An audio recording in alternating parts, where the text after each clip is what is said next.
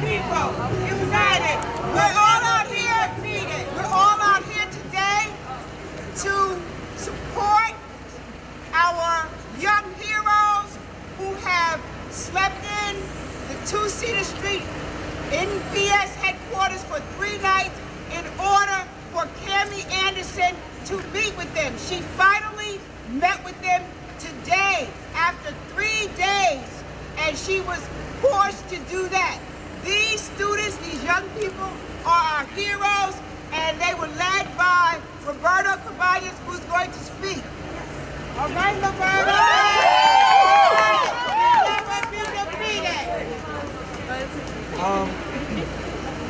I wrote it on my phone. We didn't have access to a lot of stuff upstairs, so please bear with me. I'd like to begin by thanking the Newark Students Union,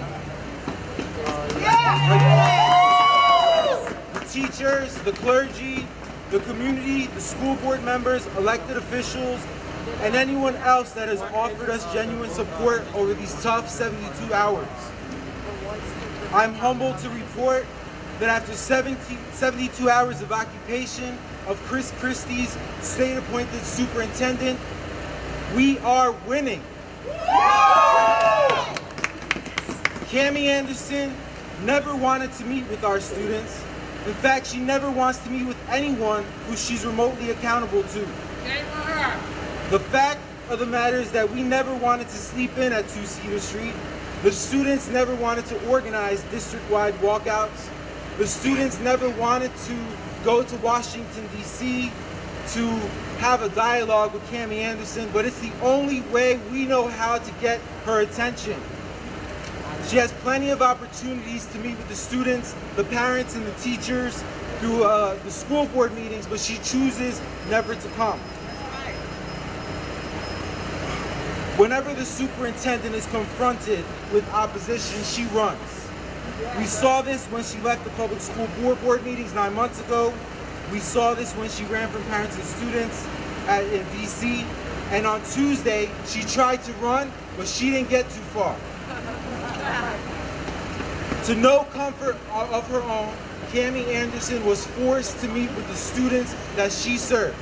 She was forced to finally do the job that she was hired to do, and we intend to continue to hold her accountable, to hold her responsible to those responsibilities.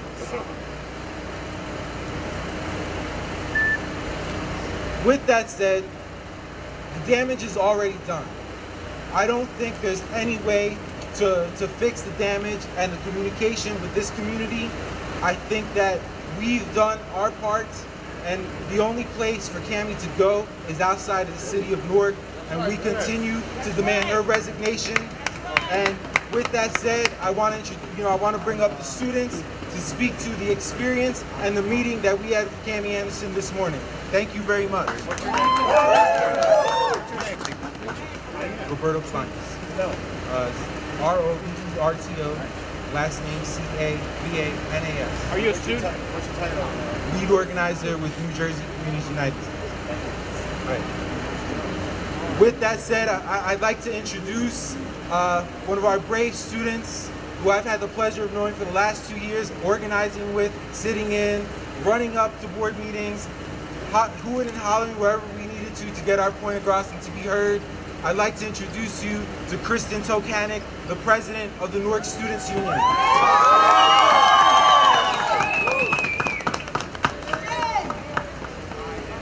First of all, I would like to say how great it is to see the sunlight with my own eyes.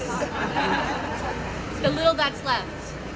But I would, utmost importance, we would definitely like to thank the community. Without them, we would not have been able to accomplish half of what we have in this short period of time. We want to thank the Mayor, Baraka. We want to thank Senator Ron Rice, the board members who have supported us, and every single parent, student, and community member who has helped us in any way. So thank you. And so the victories are clear at this point. We have successfully occupied MPS for over 72 hours. People from around the world are beginning to follow our struggle, and we had a meeting with the state-appointed Superintendent Cami Anderson. We've also survived starvation tactics, rumors spread about resignation, about contract non-renewals, and attempts to talk over our voices. The community coming together to help us is also considered a huge win. We were able to spark and ignite the clergy, who fought to make sure we were able to sustain for as long as possible, and that deserves a huge thank you. However, the hostility from the high-end administration was a factor. Health concerns were a factor. Sleep deprivation was a factor, but we decided to stay for as long as we felt necessary. We're doing this to prove that we and the rest of the community are willing to fight through anything to ensure that every single student in the city of Newark has a right to a thorough and efficient public education. So once again, we want to thank you to the community, the security guards within MPS, the janitorial staff and the custodial staff in MPS, and again, thank you to everyone out here. Spell your name. Tokanic, T as in Tom, O-W-K-A-N-I-U-K. I'm 18 years old and I'm a senior.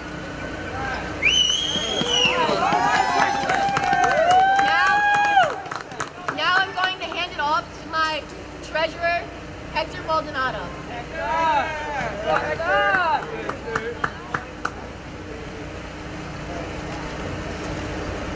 Sorry, give me a second. Hello, I'm Hector Maldonado. So I wrote the speech. My name is, it's HECTORMALDONADO.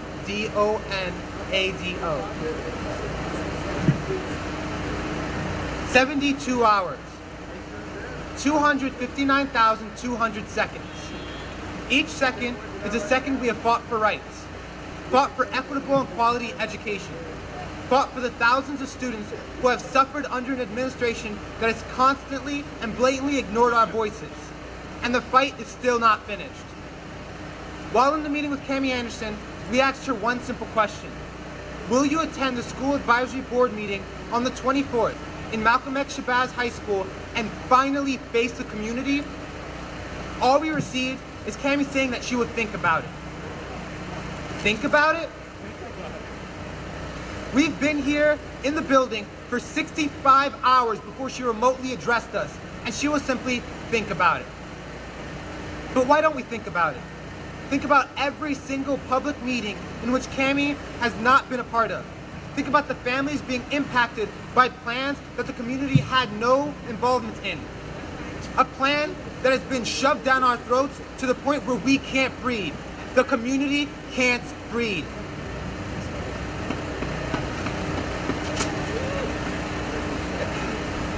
Cami says she wants a heated debate. Going out of state to places where that only agree with you is no debate. But the community is willing to give you that debate. Like the dialogue we have had in the office, we don't always disagree. Yes, we agree that the public schools do need better infrastructure. Yes, we agree that schools need more funding and the ability to control that same funding. And the community can agree as well. However, you need to face them. You need to show that you can be held accountable for your actions. You need to show that you are a person, but you need to remember, so are the 43,000 students in your school district. And we have come to this point where we are making history. Will you, Cami Anderson, follow through with our request to attend the board meetings? Will you show that you can be held accountable? Will you stand on the right side of history? Thank you very much.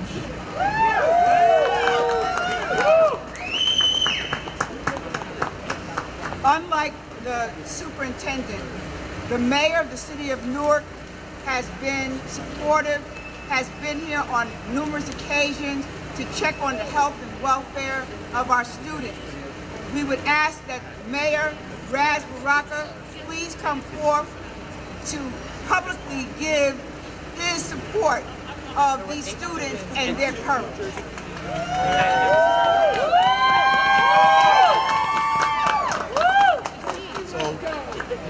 much more of what can be said after Mr. Maldonado, but that was very succinct and clear. It's obvious, should be obvious to everyone out here that these kids know exactly what they're doing, that they're smart enough to understand the implications of what they have done here for the last 72 hours, that they understand what's happening to them in the school district, the implications of the One Newark plan, and even the fact that we have a superintendent that refuses to help to make herself accountable to the residents of this community. This is something that was said by young people, not just by the mayor and political activists and the old guard, as it's often characterized, but by young people that are too young to be a part of the old guard, that are too young to understand the fights between old politicians, are too young to understand the historical context of what brought us here today. But one thing they do know is that what's happening in Newark is not working. One thing they do understand is that the superintendent is not responsive to the needs of the community or the young people in this city. And one thing I'm sure that we all can agree upon is that we need a new superintendent. Yes. We need a new superintendent today. And lastly, I think that the request that they asked is not unreasonable. A request for her to do her job, which is to face the community at a meeting that she is required by law to attend, that she has refused to attend, as it was pointed out to me by the students upstairs, for about 18 times. And she's still receiving her if not paycheck. more. So at some point, she has to make herself accountable to this neighborhood, to this community, to this city, and she has to answer to 300,000 residents who may not agree with the direction that the school system is going in right now. So we unite with these young people and say, Superintendent, you should be at the next public hearing at Malcolm X Shabazz High School, February the 24th, that you should be there and do your job finally for once. And I would go a step further. I think that she should resign immediately, right? But again, we just want to say we love these children. They're brilliant. They're brave. They're courageous. They're doing the things that we think that we can't. We respect their efforts. We applaud them. And if they would have stayed in here 20 more days, we would have stood with them for 20 more days. And so it's important for them to understand that just by being here for 72 hours, that it was a victory for us. It was a victory for our spirit. It was a victory for thousands of parents and thousands of children around the city of Newark who just want somebody to stand up against this kind of thing that's happening here in the city of Newark. God bless these kids and God keep them.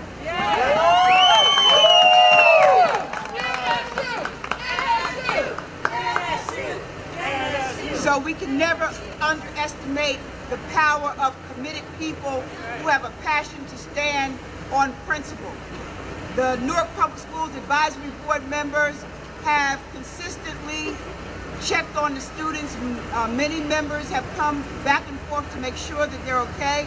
I would ask that Antoinette Baskerville-Richardson, board member, to please come forth on behalf of the Board Advisory Board. Thank you, Ms. Gregory. My name is Antoinette Baskerville-Richardson. I'm a member of the school board in Newark. I am also a past teacher in the Newark district. I went to school in Newark. My children went to school in Newark. I'm not speaking today representing the district or the board. I'm speaking as an individual with a lifetime of experience in the Newark Public Schools, and also as someone who is in total support of the Newark Student Union. And may I say that I agree with everything that has been said by each of the speakers who came before me. What I would like to say to the students is that the support that you know that you have is broader than what you know. My Facebook, my text, my phone, every means of communication for me and for many others has been blowing up for days about you. The support is there. I bring you greetings from Dr. Jonathan Hodges, the president of the board of Patterson. I bring you greetings from my husband, freeholder Wayne Richardson. And as you know, others have come out to support you. Councilman Eddie Osborne was here with us last night bringing pillows and blankets. There is support all over the country for you and probably abroad. I'll talk about what I know and what I'm hearing all over the country for you. This is not the end. This is the beginning. We have been here all of our lives, and we will be here until we have a locally controlled Board of Education, until we have a superintendent who is chosen by the board and approved by the community, and until we are able to implement reforms that reflect the needs of our community, that the parents and the students and the very astute educators in this system approve of and are willing and able to implement, that do not destroy our neighborhood. Yes. I am going to, I knew this would happen. Okay, I want to close with a quote, and this quote is from one of the many Newark Board of Education employees who gave of money, who gave of supplies, who gave of support to the students, but because they are employees, are not able to come forth, and I am not able to give their names, but I will read a quote from one of those people. And it says, "I am so proud of them. They've stood their ground with integrity, class, passion, respect, and dignity. And I'm so proud." That's right. That's right. We would like to thank the clergy members who came out. They were the only ones who could get anything up to the students. All of the elected officials and the legislators, the parents who trusted and who have the faith to know that their students, the people, the children that they bore, can make a difference and do matter, and trust them. We want to thank you, parents. We want to thank the community who came out day after day. We want to thank everyone that is out here right now. And as Ms. Baskerville Richardson said, this is much broader than what you see. Please don't get it twisted that there's just a few people, as the governor says, there's just a few people. The governor doesn't know, because the governor has not been here to meet with the people, so he doesn't know what the people think. I think it's time that the governor come to Newark, just like he had Cammie Anderson come and meet the students. He needs to meet the community as well. And he is the person that we hold accountable for the failed leadership of Superintendent Anderson. Our last speaker will be Assemblywoman Tucker.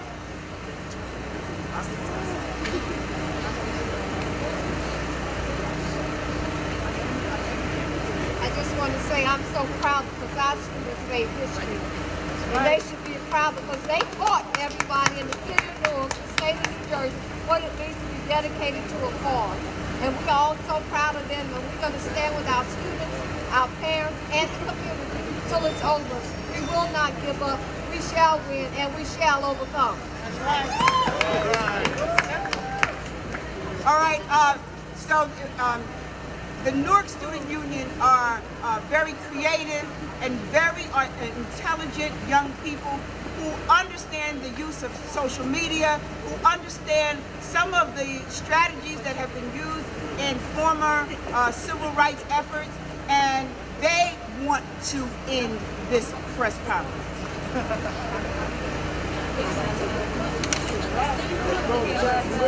Everybody would hold hands, please. Ask that everyone hold their hands. Excuse me, guys.